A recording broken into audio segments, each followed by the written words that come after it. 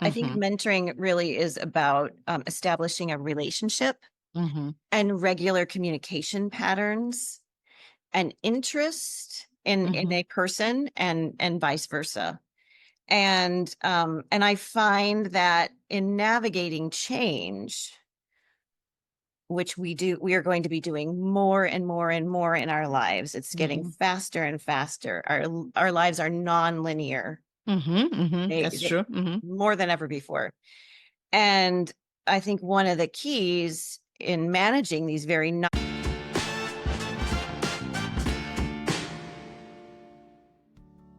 Hi, everyone.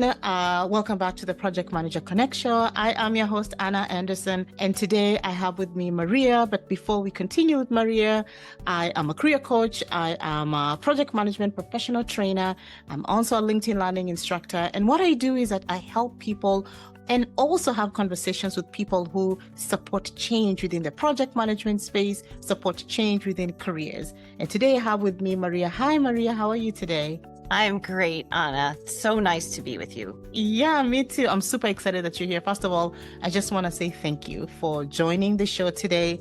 I know you are busy. The school year just started for you, so Yes. it's going to be extremely busy for you. So I truly thankful that you took the time out of your busy schedule to be with me today. But before we continue, do you want to introduce yourself?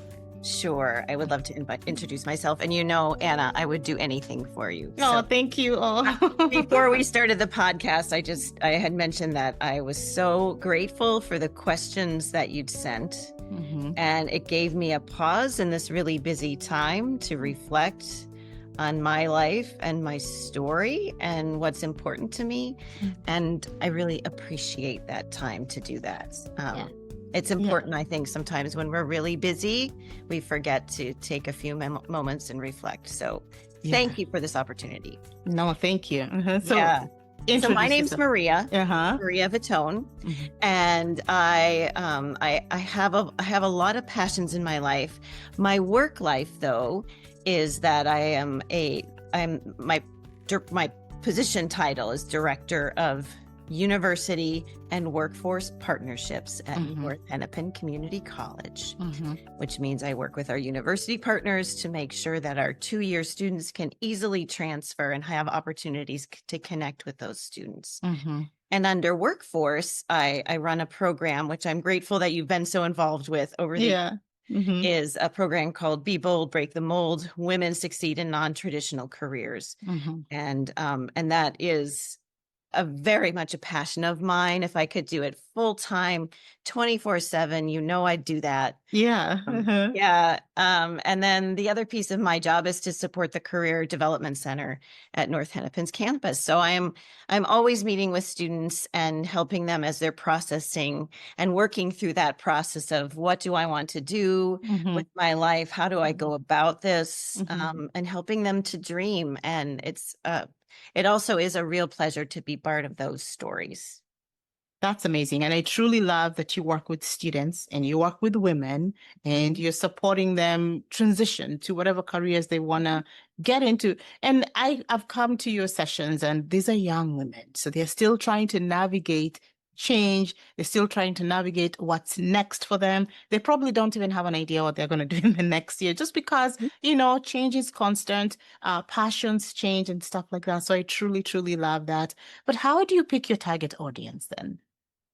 Well, I think it's actually in the title of our college, right? It's a Mhm, community college. It's a North mhm, Hennepin Community College. mhm, And what that actually means is we're young women of all ages. mhm, mhm. My youngest woman of all ages, who came in back to school, was 64 years old. Oh, And oh. so I think the beauty of working in a community college is that you are able to interact with students who are on all age, they're all different ages, different stages, different journeys in their career. Mhm, And it's a real honor. And part, I think, of what is so neat about a community college is that intergenerational piece mhm, where we can learn from each other, the young and the little bit older young folks, who've mhm, been, mhm. and we teach each other. Yeah.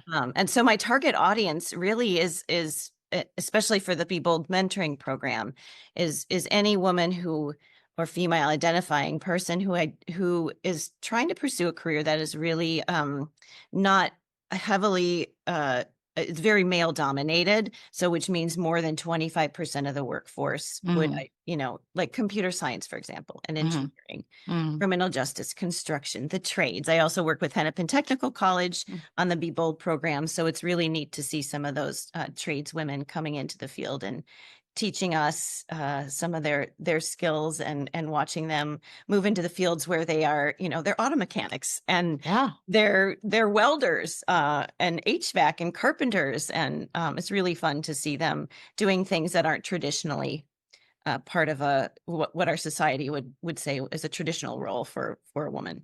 Yeah, yeah. And I truly love when I see, as you say, women getting into trade school and doing those things, because it's not cheap to even fix it. When a plumber comes over and they're like, it's $100 to fix something, you're like, what? And so in my head, I'm like, I wish I knew how to do that. And in hindsight, sometimes I'm always like, I wish I went into trade school, because I feel like there's just tons of knowledge, because, stereotypically we always like, oh, that's a male, type of role. But I'm so happy to hear that women are getting into that, and you're part of that mentorship with them as well. So sounds like mentorship is one of your main deliverables, for that as well. How do you go about mentoring them? Because I know sometimes it's a mindset shift or something like that. How do you go about that? Well, when I think about the mentoring program in particular, might be a little bit, maybe it's not different than how I personally would go about mentoring women.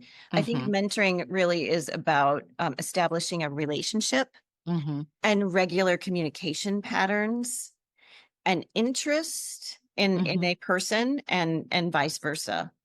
And I find that in navigating change, which we are going to be doing more and more and more in our lives. It's getting faster and faster. Our lives are non-linear. That's true. More than ever before.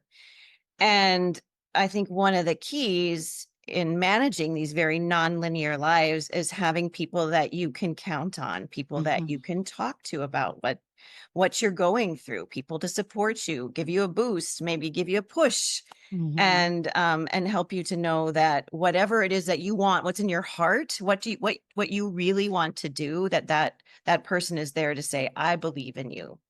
And so personally, when I'm either mentoring or being mentored, because I've been collecting mentors my whole life, I really focus on that relationship and the time that is needed to have a mentoring relationship. And the particular program, Be Bold, that's another piece of it, is that we purposely put these relationships together and encourage the mentor and the mentee to meet regularly. We have the speaker events, which Anna, you have spoken for and will speak for us again this year.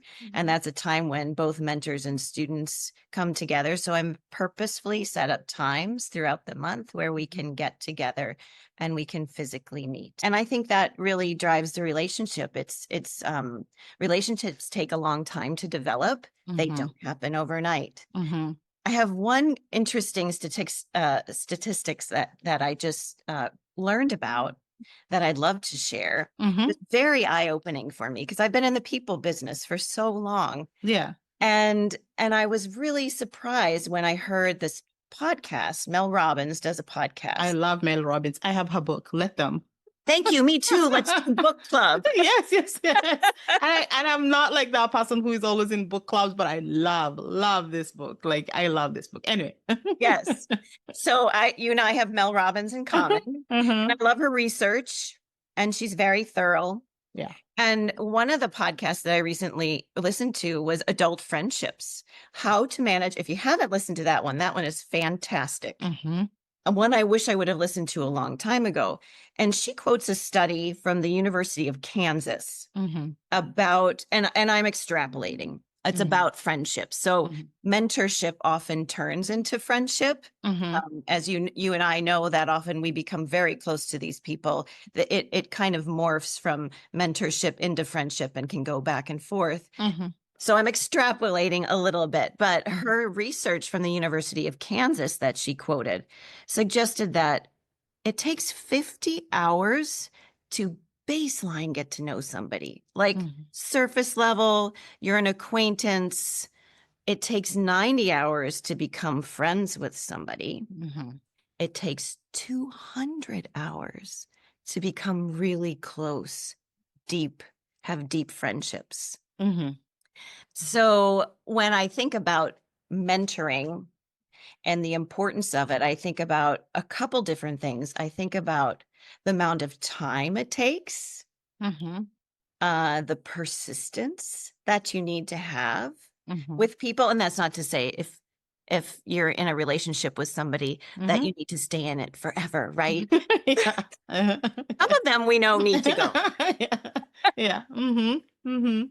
But it Yeah. takes time and it takes Does. persistence. And I think we're in a society right now where everything we expect to be fast, fast, fast. Mhm. But Mhm. long-term relationships that are vulnerable, where you can be vulnerable and be yourself, I believe are the key to helping us through these transitions. Yeah, building those relationships is so important. And as you just mentioned, young people, and sometimes when they come in, maybe they're shy in the beginning. Maybe that's Mm, between the first few hours because they're like, where am I right now? How am I mhm. even gonna build the relationships? Because I've come to those sessions, especially the, be bold sessions, and there are some people who are just quiet in the beginning, and then towards the end, they're talking. You're like, oh wow, Yes. that's probably where it comes from, the mentorship part and the Yeah. trust part and the belief part. Like, what am I even going to get out of this, since I'm here and I brought myself to get mentored by you?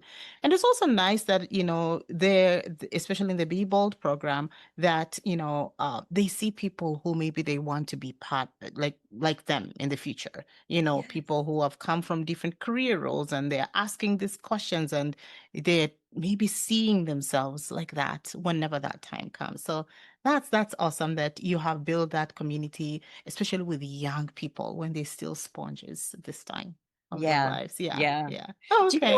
Do you know what's really fascinating? I know Mhm. you're supposed to No, be no, asking no, me no. questions, That's okay. but because I've spent some time reflecting on this, what I have noticed that surprised me, but it shouldn't have, is that over the course of the few years that this has been going on now, I think we're on the seventh year. Oh, wow. Yeah.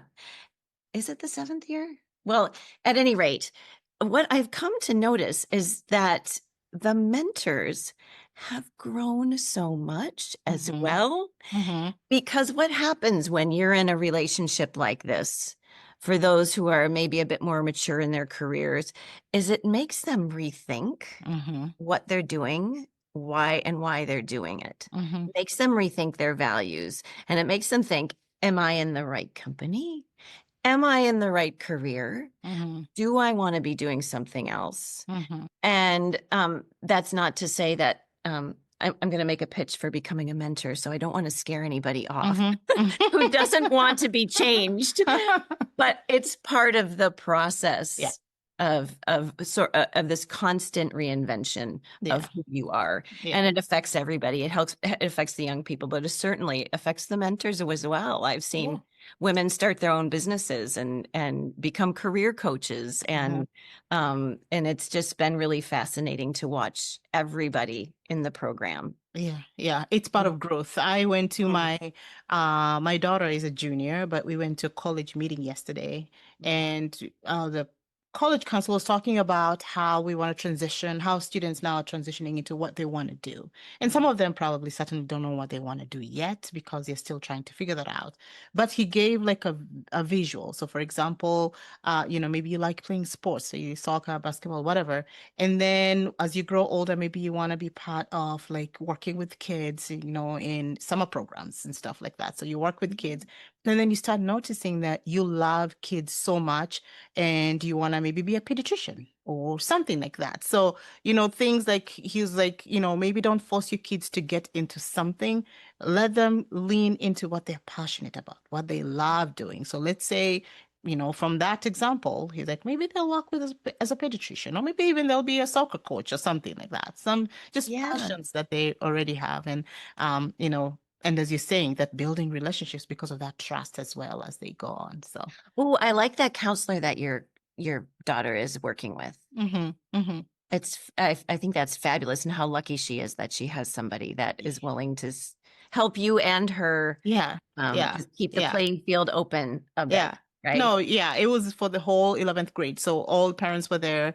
And so I could see parents nodding. I was like, yeah, actually, that's a good analogy, actually. Yeah. As because all of us want our kids to be like specific, Yeah. things and stuff like that. But, in this day and age, they have their own path that they want to take. So That's it's right. no longer traditional. I have a Yeah. great resource for you as parents and for young people as well. Mm-hmm. One of my absolute favorite career resources is called Road Trip Nation. Mm-hmm. It's a Mm-hmm. book, but it's lots of media. They do all kinds of video documentaries, and they take people literally on a road trip across the country on different careers and different topics to meet Mm-hmm. people, learn about their paths, Mm-hmm. and how they created their own meaning and their own purpose out of their life. Mm-hmm. And it is wonderful. I give it out as graduation gifts every year to people that I know are graduating. And I always say, be careful giving this to your parents, because it raises parents' hairs on the back of their neck a little bit. Because what it's saying is get off the conveyor belt. Yeah. Yeah. Stop listening to all that noise and find you. Yeah. Yeah. Yeah. So it's an excellent resource, and I would encourage anybody to read that one. Just lean into it. If you don't like it, it's okay, but it's a different perspective, maybe. I wrote it down, and so I wrote it down, and I'll try to find it. So employers most of the time they want, you know, graduates to hit the road running and stuff like that. Yes. We've seen how the job market is right now. They're looking for someone with 5 years experience. And you're like, I just graduated. How are you preparing some of these young minds, young, brilliant people into the job market right now? Yeah. Well, the mentorship helps Mm-hmm. because they're hearing firsthand, not from me, from Mm-hmm. people who are in the job market right now. They're hearing and learning about what they're doing and how they're professionally continuing to develop themselves. Mm-hmm. But outside of that, using their experiences that they're having in the classroom, or maybe some personal passion projects that they Mm-hmm. can bridge that gap from student to the 5 year, the entry level 5 year. I wish we would stop with that already. Mm-hmm. Don't Mm-hmm. call it entry level if you need 5 years I of know, I know. I experience. feel so bad when I see that. Yeah. Mm-hmm. I feel bad too. I, Mm-hmm. I saw a post on LinkedIn by Jeremy Schiffling that said right now, 1 in 7 early career, students who have just graduated are out of work. Yeah. Yeah. And there's lots of reasons for that, but Yeah. they don't have it easy right now. And so I think any way that they can step outside of their comfort zone and build a passion project, something they can put on their resume, something that they can talk about when they go into the interview. Not that it's all about the resume or interview. I really do think that whatever it is got to be the most important thing is that they're passionate about it, because I can see meeting with a student Mm-hmm. when they come in and they say, I think I want to be a nurse. And I can see their face. And I'm like, okay, well, let's keep talking. And then I find out, now actually, let me tell you this story. I met with a student the other day who said, I want to be an elementary school teacher. Mm-hmm. And then later I found out that she loves books and she loves English Mm-hmm. and she writes stories. Mm-hmm. And so we talked about all kinds of things that she could do with an English major. And she Mm-hmm. went from, I want to be a teacher, to, excited that there were Mm-hmm. some other possibilities that were maybe not traditional path. Yeah. So Yeah. she Yeah. may still become an elementary school teacher and she'd be fabulous. Yeah. But just so Yeah. she knows that there's other opportunities out there. Yeah. Yeah. So we talked about, do you get out there? Do you volunteer? Do you publish your story Mm-hmm. in the Northern Lights Journal that we have at Mm-hmm. North Hennepin Community College? And do you do a little bit of job shadowing? How do you make those connections and those networks? Mm-hmm. Another thing that I really encourage students to do is to join a professional association. Mm-hmm. And actually not just young students. There are many students that of all ages that don't really think about joining a professional association. Suppose specifically if you're changing your careers, you need a whole new network of people. Yeah. So that's another area where I point students to say, this is where you're going to need to build. This is where you build your community. This is how you get the job. It's not sitting behind a computer and applying for one. You've got to know somebody Yeah. these days. You Yeah. really do have to know somebody.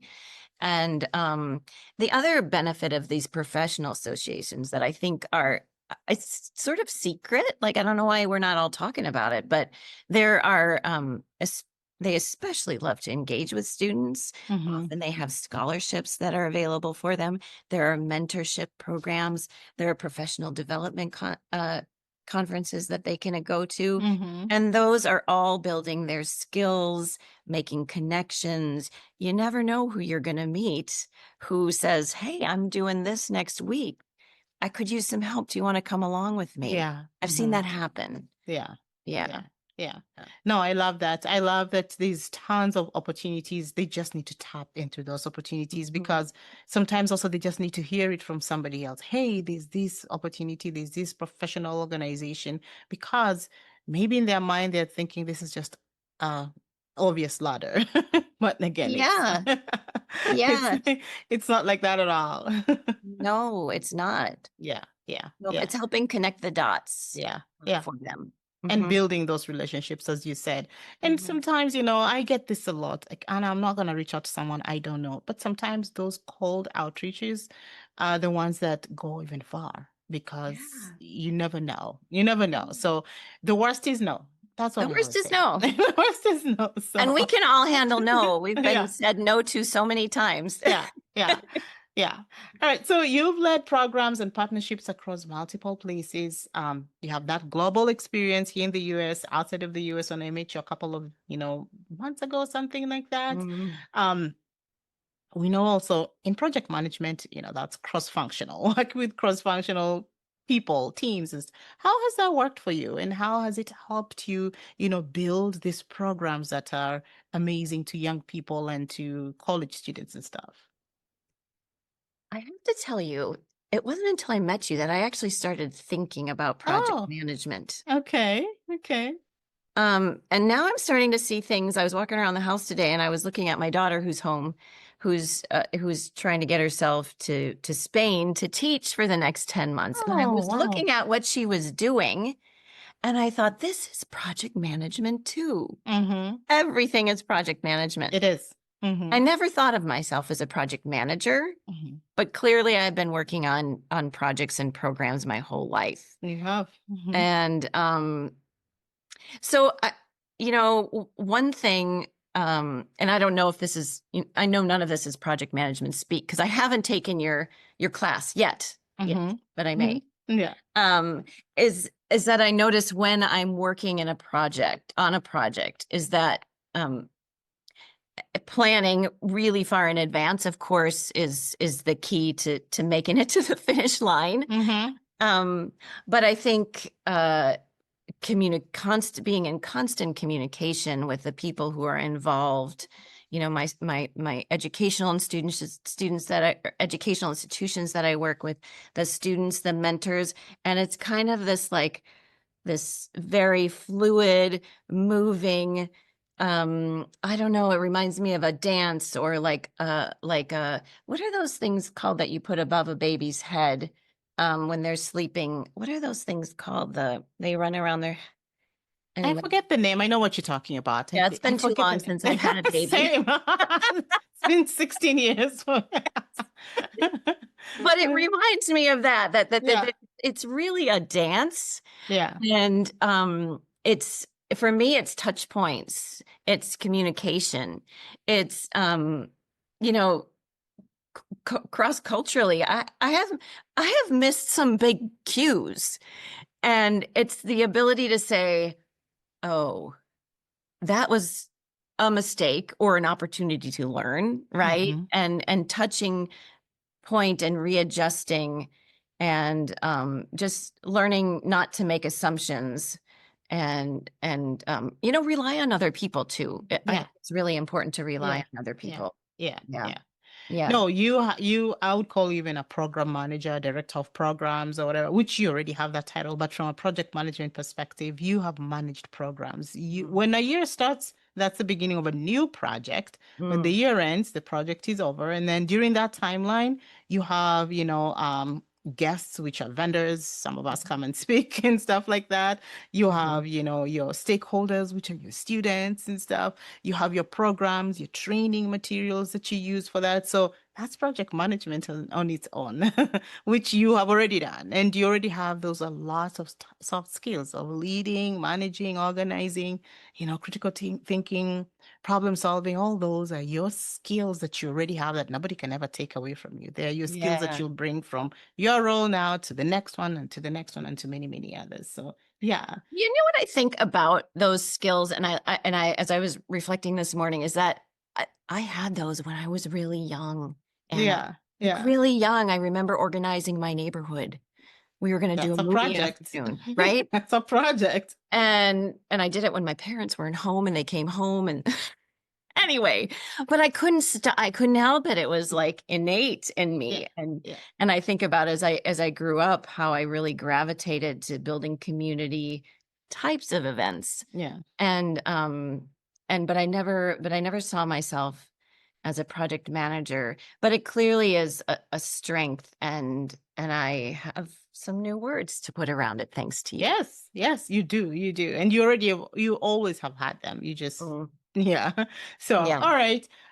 So if you had one piece of advice for students, Mm. or early career professionals who want to grow in their roles, what would that advice be? Well, would it surprise you if I said get into relationships and find a mentor? Oh, yeah. Building Uh, relationships, relationship Build building. Mm-hmm. relationships. I would Mm-hmm. say really build relationships with Mm-hmm. people. Mm-hmm.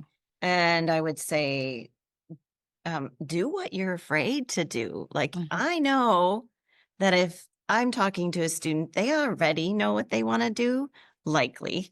Mm-hmm. They're just afraid to do it, or they don't know how to start. And so, and again, that's a project management piece, right? It's Mm-hmm. Mm-hmm. breaking things down into smaller Into bits. measurable bits. Yeah. Mm-hmm. Yes. Mm-hmm. Mm-hmm. So the advice would be to do what you're afraid of, or maybe just take a little bit of that dream and find a way to see if that fits. Mm-hmm. Intuitively, I feel like most of us know what our purpose is and where we need to go. And so I would suggest that, and never stop learning, keep Yeah. reading. Mm-hmm. If there's something you're passionate about, just keep reading. And also maybe see if you can overlap your passions with work in some way too. Yeah. Um, just like your daughter, the experience that you had last night, where you love kids. So keep looking for those patterns in your life Mm-hmm. that will help point you in the way. And it does take some time to reflect. Mm-hmm. Um, Mm-hmm.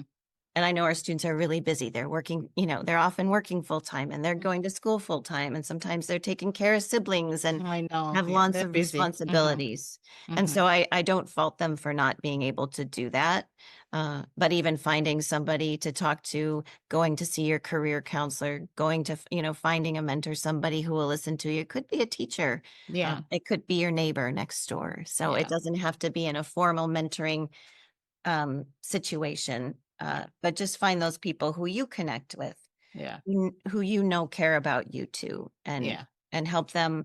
They will help uncover those things. Yeah. That's important, especially as young people. Having those people also show care is very, very important for them. Hmm. So, right. Do you have any upcoming events? Well, we're starting mentoring season Mm-hmm. for Be Bold, Break the Mold. And so I'm always looking for women who are working in non-traditional careers to volunteer to be mentors in the program. They get to hang out with cool people like you, Anna, Mm-hmm. and come hear you speak, and also get to know some pretty amazing students who have really bright futures. Mm-hmm. I also am looking locally for field trip opportunities for Mm. students. So we try to visit we try to do 4 to 6 field trips as Mm-hmm. part of the program. And we're planning to take a trip to visit McGaw Construction. We're going to go to the Twins and learn about Fun. data and tech at the Twins. And so I'm always looking for, and hopefully Best Buy too. I'm working on that one as well. Wait, so how are you going to learn about data and tech at the Twins? I'm curious about that. Don't know. How about you want to come on the field trip with us? When is that? I think we're looking at the end of October. But poor Shelly Anderson, if she listens to this, she'll be like, we didn't confirm that yet. Well, this podcast. I'll let you know. Okay. All right. Okay. No, that'll be fun. I'd like to understand how data and tech is related. And for those of you who are listening, the Twins are the local baseball, The local baseball. professional baseball team. The Minnesota Twins. Yeah. Yes. Oh, okay. A local name around us. So that's what's going on. And if you wanted to reach me, you certainly can find me on LinkedIn. Yeah. And my email is maria.vittone@nhcc.edu, which is North Hennepin Community College. So feel free to reach out. Yeah. I'll put all that stuff on the show notes. So if anyone wants to reach out to Maria, please do reach out to her, email her, reach out to her on LinkedIn. And if you would like to be part of her mentorship programs, part of Be Bold, Be Mold. Break the mold. Be bold. Don't break be the mold. That's my fault. Okay. Be bold, break the mold. Reach out to Maria. It's an amazing community. I've been part of it. I'm still part of it. And she is doing an amazing job within the community to help young people grow in their careers, be confident in what they want to do, ask questions confidently, and just be who they are and excel in what they want to be. Any final words, Maria? Do not have any final words. Okay. And that is okay. Okay, good. That's the only time I felt pressure when you said final words. Okay, not final words like that. But all right. Thank you so much again. I truly appreciate Anna. you taking the time. So thank you so much. What a pleasure.